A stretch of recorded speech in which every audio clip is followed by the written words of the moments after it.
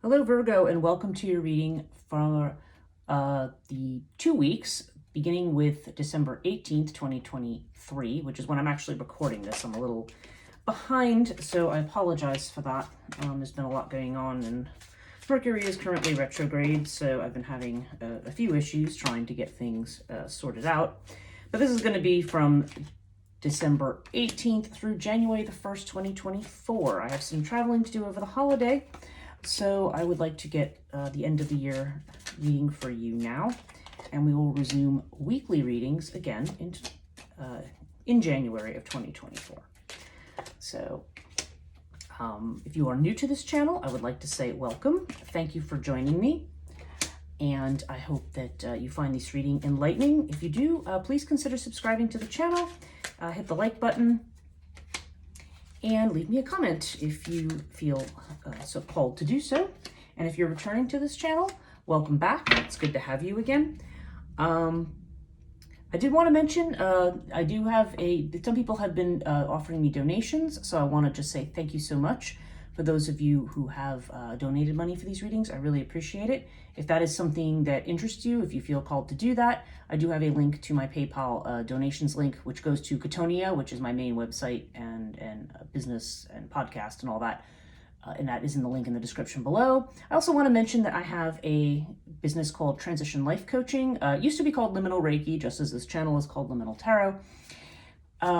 But Transition Life Coaching, just to kind of describe exactly what it is. This is basically this is a type of coaching that I do through different transitions, through crises, when you're in the gap between different things, when you are undergoing transformations and changes. Oftentimes, regular coaching doesn't necessarily know how to guide you through these changes, because it's not always a step-by-step changes. So I have a process that is bespoke, that is tailored just to you, that involves Vedic astrology, traditional astrology, human design readings, the tarot readings as well, and those all get combined in one big report. I also will use distance Reiki therapy, or unless you live near me and I can do it in person, but distance Reiki is also extremely effective. And I use these sort of as we have an initial session. There's kind of a baseline with all of that material that I just mentioned. And then we take it from there session by session to see what you need to get to your next steps. So that's really the way my method works. If that is something that you feel called to, or if that's something that addresses where you are in your life right now, I do have a link for that also in the description below. This website is called liminalreiki.com. So you can check that out if you feel called to do that. Okay, this is a reading for you if you are a Virgo sun, a Virgo moon, Virgo rising, or have Virgo somewhere prominently in your chart. If you're new to this channel, I use cartouche cards, which is an Egyptian system, to read initially in what they call a horoscope formation. So this covers the 12 houses of astrology, and therefore we can get a full picture of everything going on. And I clarify these with tarot, and the tarot deck I'm using this week is the Tree of Life Tarot. So let's begin. So, okay, first card we have is the first house. This is you, your personality, how you present yourself to the world. This is Aries energy, and also how you want others to see you. And speaking of what I just said, yeah, you've got the Death card with Hathor here. So Hathor would indicate, now if you're female, obviously this would indicate the idea that you are very, very put together, that you are coming across as somebody who's organized, who's efficient, in charge of everything, on top of everything. If you're a man watching this reading, then this card would just have to do with the idea that you may, there's something about your feminine energy that's being expressed. I don't know whether this means doing more things, around the house. Not to sound sexist about that, but that is usually the way this card's interpreted. It either has to do with things that are domestic or dealing with the home. It could also just be that this may be a more emotional time for you, and you may be expressing more feminine attributes like passivity, following your intuition, and getting more into an emotional space rather than a strictly rational, logical, or practical one. The Death card with this would indicate that, yeah, there's some changes going on. There's some changes in your identity and who you think you are, who you thought you were, and these kinds of changes may be there's definitely the sense that things are that you are learning new things about yourself, or maybe you have had some life experiences and circumstances recently that are changing the way that you have viewed things in the past. So yeah, so there's big changes that seem to be going on for you right now, Virgo. Second house has to do with money, possessions, what you value. This is Taurus energy. And what we have here is, okay, yeah, second cards. Okay, we have the Knight of Swords here with the Crook and Flail. Just what I was saying about mental energy here. Knight of Swords energy indicates that, feeling like you need to be impulsive about things, wanting to solve things quickly, impatient to get things done. Now, Crook and Flail here can mean a couple of things. It can indicate you need to be disciplined with your money. It can indicate recognition for something. This could also indicate money coming from something legal, okay? Because Crook and Flail often is connected to that. So if for some reason you have money coming in from some, I don't know, a court case, from a judgment or inheritance or something like that, this could be significant here. But it also can just mean, a need to be confident, to be authoritative, and really overall self-disciplined, I feel like is the hallmark of Crook and Flail. And there's a need to do what you need to do confidently. Okay, there's this element of striding out.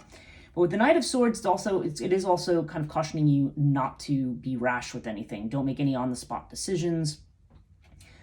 Don't be impulsive and in a hurry to do things. Maybe there's financial problems that you're in a hurry to solve, like, I have to take care of this immediately. It may not be the case that you need to take care of something immediately. You may be able to wait something out a little bit. So yeah, there definitely is this sense of needing to get there's definitely, with Hathor here especially, the sense of organizing, getting your house in order, sorting things out.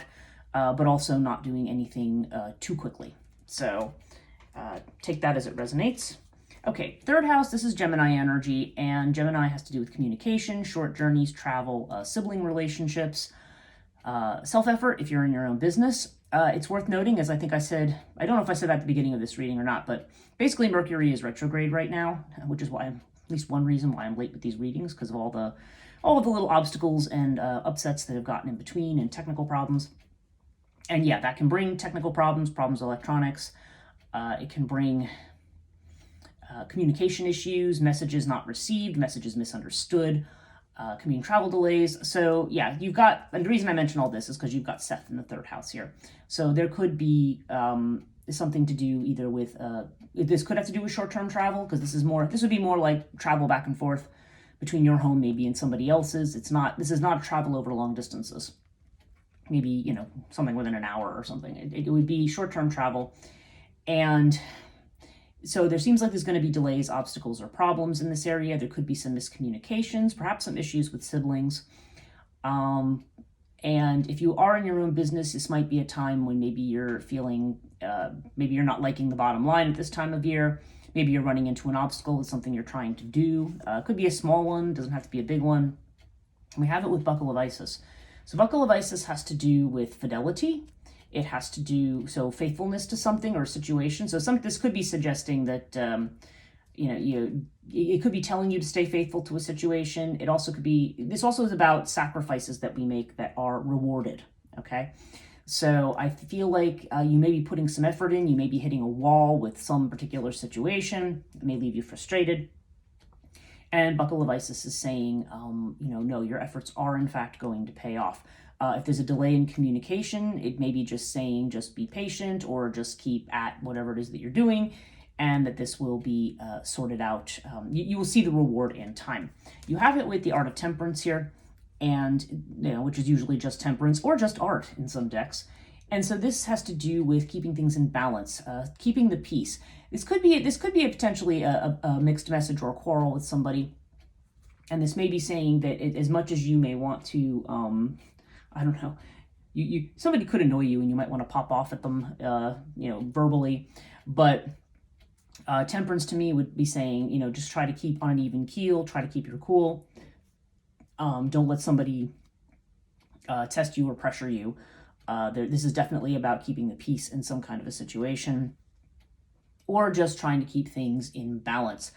Temperance is usually about integrating difficult things into our energy. So there's definitely the sense of yeah, it's integration rather than separation. So it's not a matter of exorcising those elements that we don't want. It's about finding the silver lining, finding the way to take something and to make use of it. So take that as it resonates here. Okay, so fourth house is Cancer energy. This has to do with home, family, environment, ancestry, also potentially the mother. Okay, so you have Isis and the star. Speaking of the mother, Isis is very strong mother energy here. And the star has to do with something. Okay, the star can have to do with a wish fulfillment. So it could be that there's something coming from your family or from a family situation that is in fact a wish fulfillment. The fact that there's this strong mother energy here, though, the word that comes to mind here that's connected to the star is vulnerability. So there could be a situation where someone is healing or someone is vulnerable. Maybe somebody's mother is. Maybe there's some concerns about that over the holiday. Again, this is not going to apply to everybody, but that is a possible thing, and that word did come into my mind. So, that is a possibility that we may be dealing with a situation that requires some healing and some nurturing. This could just simply be a need to, to heal yourself, to stay in your own space, to stay in your home, and to nurture yourself, to nurture others around you. I mean, the fact that we have Hathor in the first position too suggests to me a need to be nurturing rather than perhaps this Knight of Swords energy that is very could be cold, critical, exacting, short. There's definitely this sense of the warmth of home and that kind of motherly energy that is associated with here. I mean, the star is Aquarian energy, and Isis can be Piscean energy or Cancer energy as well. It could be at home in this house as well. But it has more of the tone of the High Priestess, I think. So, yeah, there may be some things, there could be some hidden wishes, things that are coming out from behind the veil, so to speak. But I really feel like there's a strong sense of healing and nurturing in perhaps a family situation or something connected to your home. Okay, fifth house is Leo energy. Leo has to do with creativity, with children, potentially with love affairs.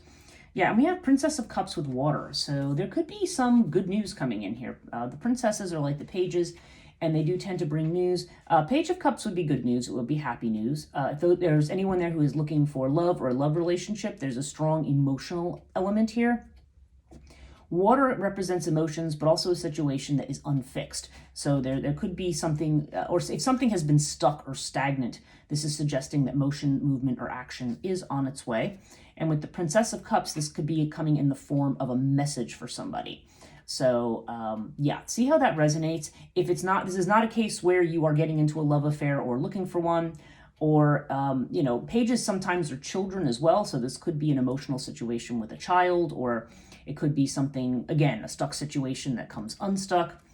Sometimes it could even be a trip for somebody. Somebody could be taking a trip across water, to water, or maybe it's even just telling you to, sit by water or take a nice long bath. I mean, it could be anything like that. But and the other possibility would be if it has to do with a creative project. Once again, it seems like there may be some news that may help move something forward here. But definitely strong emotional energy. Pages are very happy. Sometimes they bring apologies.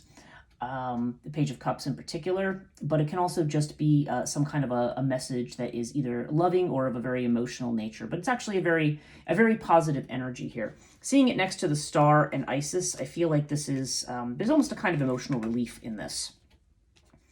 Sixth house is Virgo energy. This is your own energy, and this has to do with health, healing, employment. If you have a job and employed by somebody, can have to do with your domestic animals if you have pets. And also this is a house of worry and anxiety, because Virgo, your sign is the most organized and most grounded, and also potentially the most perfectionist and worries quite a bit. Like everything, there's what we call every sign has a double-edged sword. Taurians are very steadfast, but they're also very stubborn. So Virgo can be is very detail oriented and very organized, but can sometimes be overly perfectionist. So that's an element of this house. You have Sirius with the Queen of Pentacles.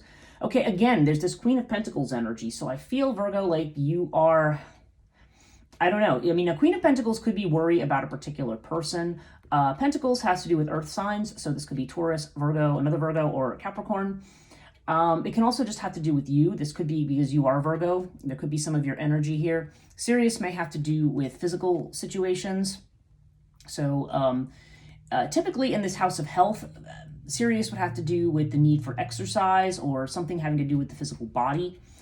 So somebody, I don't know, it could be a situation where someone needs to get more exercise or maybe needs physical therapy or something like that. I don't know. There's definitely there's definitely a situation that needs to be that could need to be overcome. Sirius is the situation where we sometimes are meeting obstacles or have to endure something, but we have what it takes to endure it. Okay.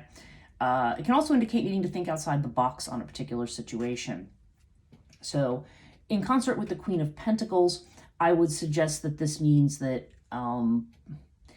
that there is, I don't know, if it doesn't refer to a specific person, then there's just definitely this need to be grounded, to be focused, to make somebody comfortable. There's a whole lot here about healing, making someone comfortable, about this strong motherly vibe, whether it involves a mother or not.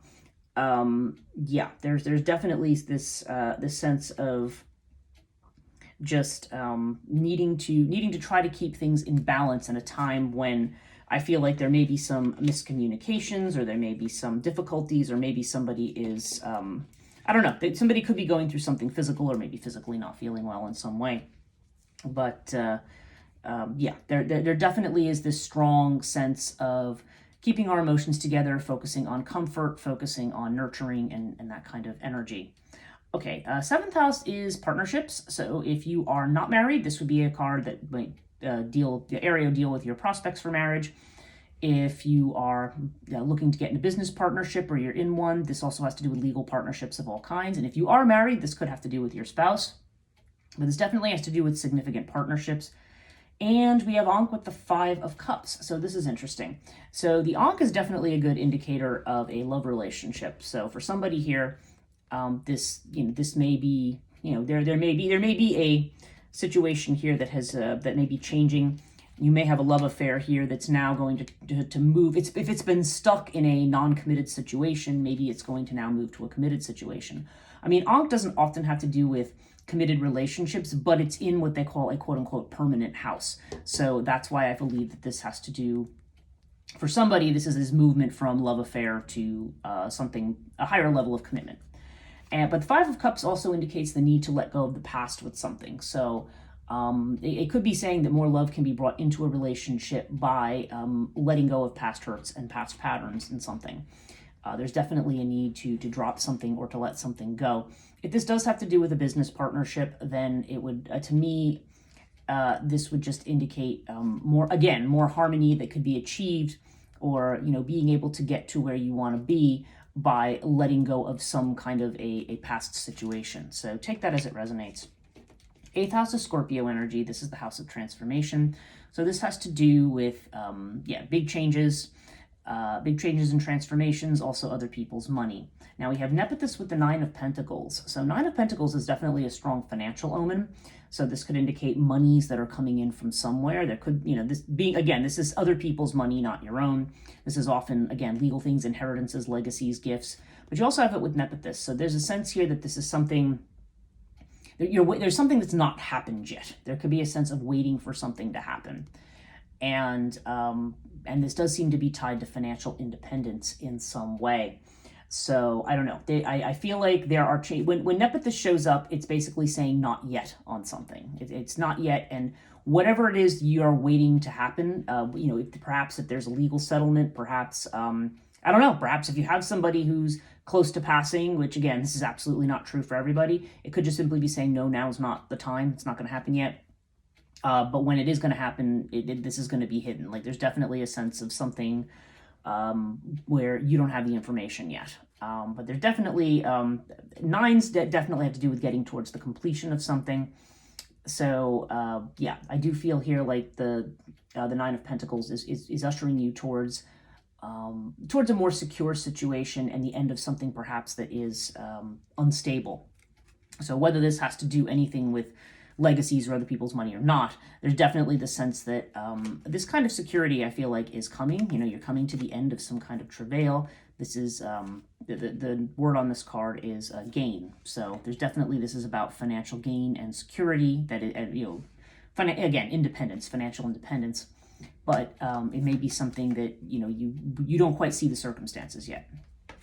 Okay, 9th house is Sagittarius energy. And this has to do with long journeys, so long distance travel. It has to do with higher education. It can have to do with you know, just expanding your horizons generally, philosophy, religion, these kinds of things that we have that that are, you know, that expand our mind in some way. This also has to do with legal matters. And we have the Ace of Cups with Earth. Okay, so Earth here, yeah, there could be some, I've seen some stuff about, with Crook and Flail here, and with the Nine of Pentacles there, it is possible that there could be some money coming from a legal settlement or something for somebody, once again. However, if as a travel card, this says to me, you know, not traveling, not going long distances, okay? Kind of staying put. This may be a seed that's planted that grows slowly. For some people, this could be, you know, paying for college or university or something like that. There could be monies that are put out for this. Or maybe monies to be received from a higher ed institution or from a religious institution or something like that. That's also possible. But you have it with the Ace of Cups. So this would indicate, again, there's this idea of a new beginning. There's this kind of new emotional beginning that we're seeing here. And when I see the cups, to me, again, just like we have the Page of Cups or Princess of Cups down here, this indicates beginnings. Like, this is the beginning of something new. And this is something that is that's going to be emotionally satisfying. For some of you, maybe this is love. Maybe this is love from overseas or on a long journey. Or this could be the beginning of a love affair, but it's going to take, you know, some kind of a love situation that may be from a distance, maybe far away, but it may take a little bit of time and maybe even money to, you know, to grow or to be able to be in a situation with a particular person. So yeah, there's definitely this idea of growth here and of some kind of a new start that is emotionally satisfying, as well as the financial stuff that I had mentioned that is possible. And again, it's going to be different for everybody. This is just a general reading, so you take what applies to you and you leave the rest. Okay, 10th house is Capricorn energy. This has to do with career. So this has to do with, you know, your career, your fame, your reputation, what it is you're leaving to the world, what you're doing for the world.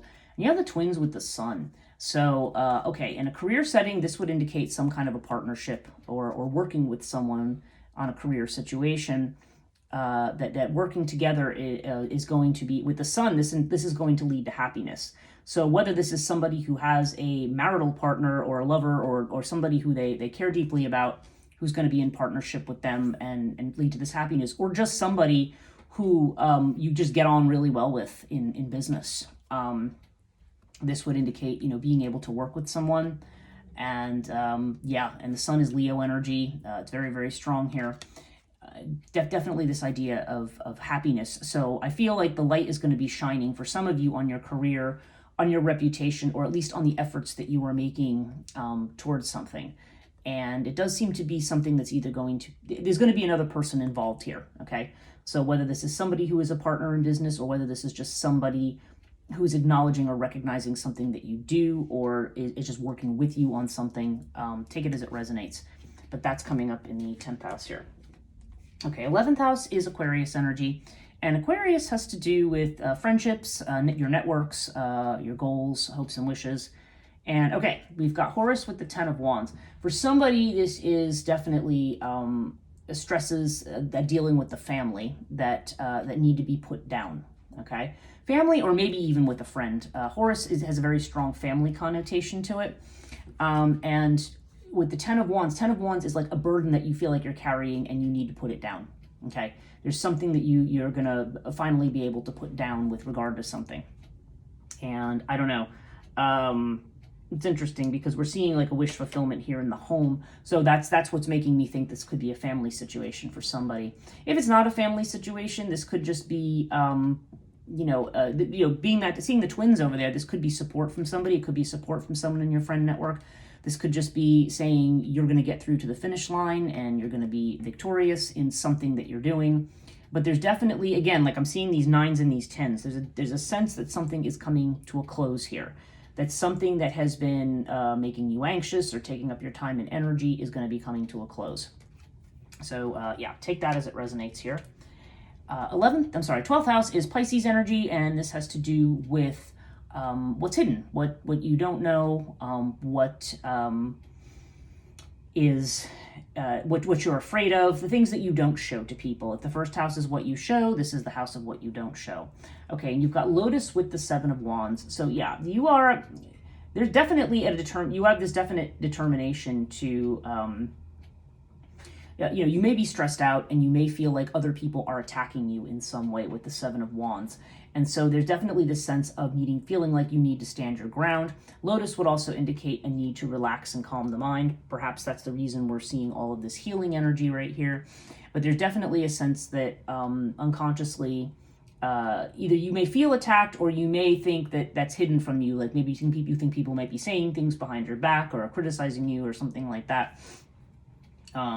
And there's kind of a need to pull back into your own space for a little bit here, and just know that you're right in whatever it is that you're doing. Okay, other people don't necessarily have a say in what's going on, or I guess they're saying there's no need to doubt that you know what it is that you're doing is right.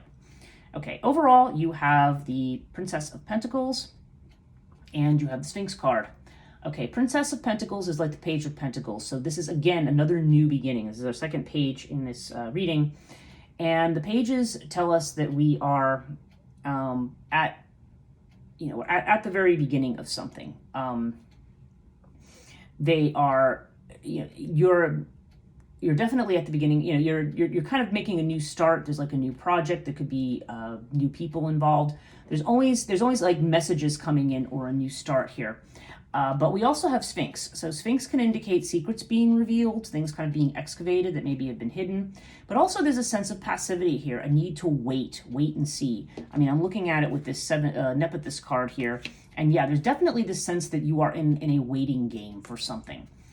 Something is waiting for me, perhaps for some kind of a new beginning. The Princess of Pentacles, this Page of Pentacles, is the beginning. This could be a new financial beginning. Some people, it could be a new job. It could be a new financial opportunity or situation, or just something connected to your personal sense of security. But right now, it's like overall, I feel like there's kind of a little bit of a waiting game for you here on things. And again, the retrograde could be part of this because we're seeing this over here in the 3rd house. So I don't know. I feel like you need to hang in there, Virgo. There's something that's coming, and eventually there are certain situations. I feel like there's going to be people who are coming in to help in certain situations. And I just feel this strong need for healing. For somebody, there's strong family stuff going on too, and other people possibly legal stuff. Those two things may or may not be connected, but yeah, this is definitely a transformative time, but you're still playing a little bit of a waiting game. Let's pull one piece, Moonology card as a piece of advice for you, and let's see what we have for Virgo for the rest of this year through January the 1st. And, oh, yeah, wow. Okay, I was just looking at this. You have, what is it? New Moon in Capricorn. Your hard work is paying off. Yeah, that 10 of Wands here, this Seth with the Buckle of Isis. Your hard work is paying off. So something is coming to an end. You're not quite seeing the ending yet. Yeah, definitely this 7th house Nepenthes with Pentacles, it definitely conveys this message. There's a light at the end of the tunnel for something that you are doing, and the effort that you are putting in is finally going to reap its rewards. So that is a good kind of reading to end 2023. I want to say thank you so much for watching, Virgo. Again, if you find this reading resonated with you and you like these readings, please do consider subscribing to the channel if you're not already. Leave me a like and a comment, and have a very happy winter holiday, whatever you celebrate, whether you're solstice, Christmas, whether you just finished celebrating Hanukkah, whatever, and of course, moving into the new year and the other winter holidays. I hope that you have a very safe and happy new year, and we'll see you again in 2024.